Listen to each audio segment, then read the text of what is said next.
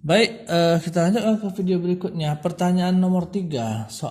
Maaf, saya jelaskan sini. Soal nomor 3. Nah, berapakah daya? Jadi ditanya berapa misalnya. Berapakah daya yang disalurkan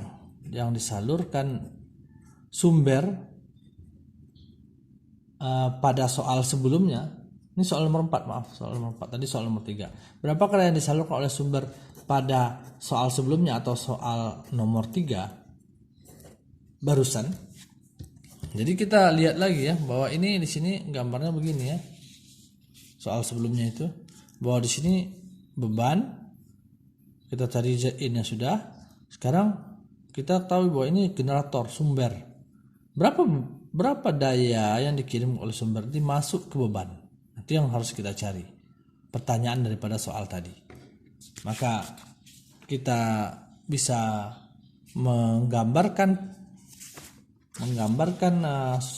rangkaian ini menjadi lebih sederhana karena kita sudah tahu Zin-nya. Maka di sini kita tidak perlu gambarkan lagi gambar ini ke sini, yang dari sini ke sini itu tidak perlu digambarkan, digantikan dengan Zin saja. Ya, jadi di sini gantikan dengan Z, sehingga gambarnya menjadi nanti gini. ZG ini ZG, dan ini tidak perlu kita gambarkan, kita gantikannya dengan nilai Zin. Jadi beban. Nah, gitu. Zin di sini. Ya kan? Nah, maka kita gambarkan aja ini lagi. Maka kalau kita gambarkan gambar untuk soal nomor 3 tadi, gambarnya lagi sederhana. Di sini ada generator atau sumber. Di sini ada impedansi dalamnya ZG sama dengan berapa tadi? 75 ohm dan terhubung ke Zin. Nah, Zin itu adalah campuran daripada saluran transmisi dan beban. Maka ini Zin di sini.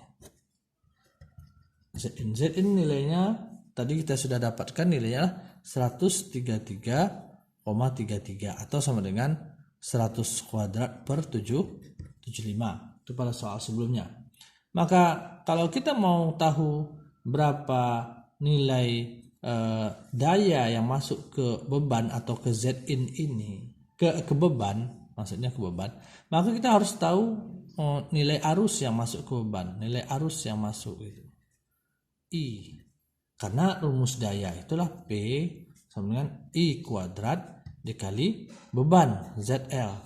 Jadi kita harus mengetahui I yang masuk ke sini di beban ini, gambar yang sebelumnya itu I yang masuk ke sini itu berapa arusnya, ya kan?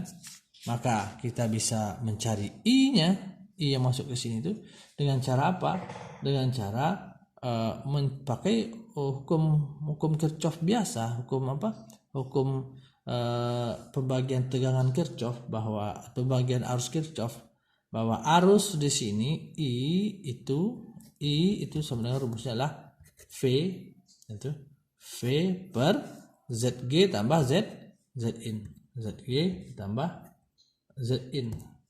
Maka V per ZG nya adalah 75 tambah Zin nya adalah 133,33, itu menjadi V per 75 tambah 133,33 itu 208,33. Inilah nilai arusnya, ya. Maka sekarang tinggal kita cari dayanya, karena ditanyalah berapa daya yang disalurkan ke sumber. Bahwa daya rumusnya itulah I kuadrat arus yang masuk ke beban dikali beban itu sendiri, impedansinya. Maka arusnya tadi V per 208,33 dikali ZL. ZL berapa dalam soal sebelumnya? Itu nilai ZL nya adalah 75. Maka kita masukkan nilai 75 kali 75. Ini menjadi 0,0017. Ini kan dikuadratkan ya, sorry. Ini dikuadratkan nih. Ini kan kuadrat nih. Kuadratkan. Jadi V ini dikuadratkan, ini dikuadratkan, ini tidak dibagi. Kalau kalian cari dapatnya hasilnya 0,017. V-nya dikuadratkan, V kuadrat. Itu dia. Ya. Misalkan dalam soal ini berapakah daya yang disalurkan oleh sumber pada soal nomor 3 jika tegangan V, ini V sumber ini adalah 5 volt misalnya. Nah, kita masukkan nilai 5 ini ke sini. Dia menjadi 0,0017 kali 5 kuadrat. Itu kalau kalian cari, ini akan menghasilkan nilai 0,0432 watt. Ya, karena daya itu dalam satuan watt. Ya. Kita lanjutkan ke video berikutnya.